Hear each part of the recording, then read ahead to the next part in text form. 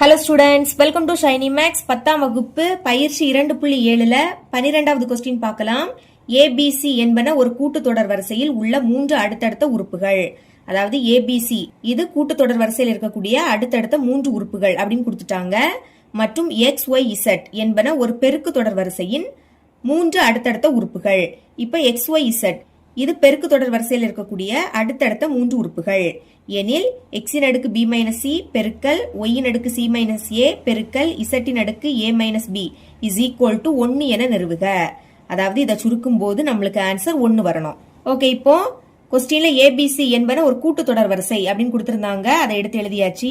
இங்க இது கூட்டுத்தொடர் வரிசையா இருந்துன்னா இதோட பொது வித்தியாசம் சமமா இருக்கும். அதாவது T2 மைனஸ் T1 சமம் T3 மைனஸ் T2. ஓகே, இப்ப மதிப்பு எடுத்து எழுதிக்கலாமா? முதல் T1 ஃபர்ஸ்ட் இருக்கக்கூடியது தான் T1ஓட மதிப்பு. அடுத்து T2, T2னா ரெண்டாவது இருக்கக்கூடிய உறுப்பு B.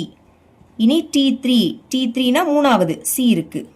இப்ப பிரதியிடுங்க. T2, T2ஓட மதிப்பு என்னது? B மைனஸ் T1, T1ஓட மதிப்பு A சமம். இனி T3 அதோட மதிப்பு C, அப்புறம் மைனஸ் T2, T2ஓட மதிப்பு என்னது? B. இங்க B இருக்கு, மைனஸ் பி இங்க வந்துன்னா பிளஸ் பியா மாறும். அடுத்து இந்த ஏ அந்த சைடு கொண்டு போகலாம். இங்க பாக்கி சி இருக்கா, மைனஸ் ஏ அங்க போச்சுன்னா பிளஸ் ஏவா மாறும். ஓகே, 2 வாட்டி பி இருக்கு, கூட்டலாமா? 2 வாட்டி பி இருக்கிறதுனால கூட்டுனா 2 இன்டூ பின்னு கிடைக்கும். அடுத்து சி கூட்டல் ஏ, இதுக்கு பாக்ஸ் போட்டுருங்க. இந்த கொஸ்டினை பாருங்க. எக்ஸ் ஒய் இசட் என்பன ஒரு பெருக்கு தொடர் வரிசையின் 3 அடுத்தடுத்த உறுப்புகள் அப்படின்னு கொடுத்திருக்காங்க. எழுதியிருக்கேன் பாருங்க. ஏ எக்ஸ் ஒய் இசட் என்பன ஒரு பெருக்கு தொடர் வரிசையின் அடுத்தடுத்த 3 உறுப்புகள். இப்போ பெருக்கு தொடர் வரிசையோட பொது வடிவத்தை எழுதிக்கலாமா? எழுதிக்கிறேன். ஏ கமா ஏ இன்டூ ஆர் கமா ஏ இன்டூ ஆர் ஸ்கொயர், இதுதான் பொது வடிவம்.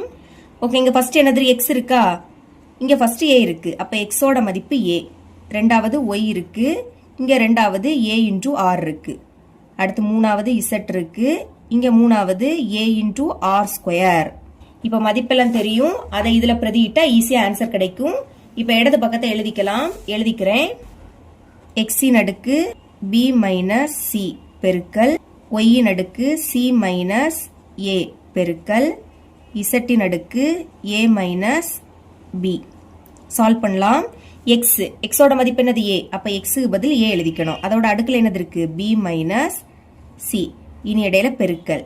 அப்புறம் ஒய், ஒய்யோட மதிப்பு A into R, A into R. இதோட அடுக்குல சி மைனஸ் ஏ இருக்கு, இடையில பெருக்கல். அடுத்து இசட், இசட்டோட மதிப்பு ஏ ஆர் ஸ்கொயர். இனி இதோட அடுக்குல என்ன எழுதிக்கணும்? ஏ மைனஸ் பின்னு எழுதிக்கணும். இசட்டோட மதிப்பு எழுதியாச்சு, அதோட அடுக்குல இருக்கிறத எடுத்து எழுதிக்கோங்க. இப்போ ஃபர்ஸ்ட் உள்ளது அப்படியே வரும். ஏயின் அடுக்கு பி மைனஸ் சி பெருக்கல். இப்போ இந்த ரெண்டுக்குமே இது பொதுவு, சரிங்களா? முதல்ல ஏக்கு எழுதிக்கலாமா? ஏ எழுதிக்கிட்டு அதோட அடுக்குல சி மைனஸ் ஏ, இடையில எதுவும் இல்லாட்டா பெருக்கல் இருக்குன்னு அர்த்தம். அடுத்து ஆர், இதோட அடுக்குல இதை எடுத்து எழுதிருங்க. சி மைனஸ் ஏ பெருக்கல். இங்கே அதே மாதிரிதான், முதல்ல ஏ எழுதிருங்க. இதோட அடுக்குல என்ன எழுதிக்கணும்? ஏ மைனஸ் பி எழுதிக்கணும் பெருக்கல்.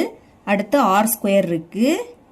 இனி பிராக்கெட்டுக்குள்ள இதை எடுத்து எழுதிருங்க. ஏ மைனஸ் பி. இப்போ ஏ இங்க இருக்கு, இங்க இருக்கு, இங்க இருக்கு. அப்ப அந்த ஏ ஒரு வாட்டி எழுதணும், சரிங்களா? அதாவது அடிமானம் சேமா இருந்ததுன்னா அதை ஒரு வாட்டி எழுதணும். இனி இது பெருக்கல்ல இருக்கு, அப்ப இதோட அடுக்கு கூட்டணும். முதல்ல இங்க என்னது இருக்கு? பி மைனஸ் சி, கூட்டுறதுனால சென்டர்ல பிளஸ்.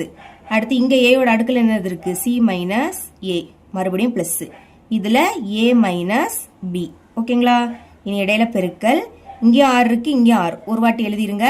இதோட அடுக்குல சி மைனஸ் ஏ இருக்கு, பிளஸ், கூட்டுறதுனால பிளஸ். அடுத்து இதை எழுதிக்கணும். உள்ள கொண்டு பெருக்கிருங்க. ரெண்டையும் ஏயையும் பெருக்குனா 2 இன்டூ ஏ. அடுத்து மைனஸ் ரெண்டையும் பியையும் பெருக்குனா 2 இன்டூ பி. இப்போ A plus B minus B cancel, minus C plus C cancel, அடுத்து minus A plus A cancel. இப்ப மேல எதுவுமே இருக்காது, அதனால 0. இனி பெருக்கல். இங்க ஆர் எழுதிக்கலாம். அடுத்து இங்க சி இருக்கு. இப்ப இங்கே ஏ இருக்கு, இங்கே ஏ இருக்கு. அப்ப இதை சால்வ் பண்ணலாமா? ஒரு மைனஸ், அப்ப கழிக்கணும். இது 2a, இது 1a. 2aல இருந்து 1a கழிச்சா என்ன கிடைக்கும்? 1a. 2 தான் பெருசு, அப்ப அதோட குறியீடு என்னது? Plus, plus A. அப்புறம் இந்த மைனஸ் எடுத்து எழுதிக்கோங்க. இப்ப 2bக்கு பதில் அதோட மதிப்பு என்னது? சி கூட்டல் ஏ. 2bக்கு பதில் இதை எடுத்து எழுதிக்கலாமா? பிராக்கெட் போட்டு தான் எழுதணும், ஏன்னா இங்க மைனஸ் இருக்கு பாத்தீங்களா? சி கூட்டல் ஏ. இனி அடுக்குல 0 வந்தாலும் இதோட மதிப்பு என்னது? 1 பெருக்கல் ஆரின் அடுக்கு சி பிளஸ் அந்த ஏ, இந்த மைனஸ் உள்ள கொண்டு பெருக்கலாம். மைனஸை சிஎம் பெருக்குனா மைனஸ் சி, மைனஸையும் பிளஸ் ஏயையும் பெருக்குங்க, பெருக்குனா மைனஸ் ஏன்னு கிடைக்கும். பெருக்கும் போது ஒரு மைனஸ்னா அது அப்படியே வந்துடும். சரிங்களா? இப்போ பாருங்க, plus C minus C cancel, அதே மாதிரி plus A minus A cancel. Okay, இந்த ஒன்று எடுத்து எழுதிக்கலாம். பெருக்கல் ஆர், இங்கே அடுக்கில் எதுவுமே இல்லை, எதுவுமே இல்லாட்டா 0 எழுதிக்கணும். இந்த 1 பெருக்கல், இங்கே அடுக்கில் 0, அப்போ இது என்ன ஆயிடும்? 1 ஆயிடும். ஒன்னையும் பெருக்குனா என்ன கிடைக்கும்? 1. கொஸ்டின்ல 1 தான் நிரூபிக்க சொன்னாங்க. அப்ப எழுதிக்கலாமா? therefore x இன் அடுக்கு b மைனஸ் சி பெருக்கல் y இன் அடுக்கு c மைனஸ் a பெருக்கல் z இன் அடுக்கு a minus b is equal to 1 என்பது நிரூபிக்கப்பட்டது. இவ்வளவுதான் இந்த சம். இதோட இந்த பயிற்சி முடியுது. என்னோட டீச்சிங் உங்களுக்கு பிடிச்சிருந்ததுன்னா மறக்காம நம்ம சேனலை சப்ஸ்கிரைப் பண்ணி கூடவே பக்கத்துல இருக்கிற பெல் ஐக்கனை கிளிக் பண்ணுங்க. அப்பதான் நம்ம அப்லோட் பண்ற வீடியோட நோட்டிபிகேஷன் உங்களுக்கு உடனே வரும். தேங்க்ஸ் ஃபார் வாட்சிங்.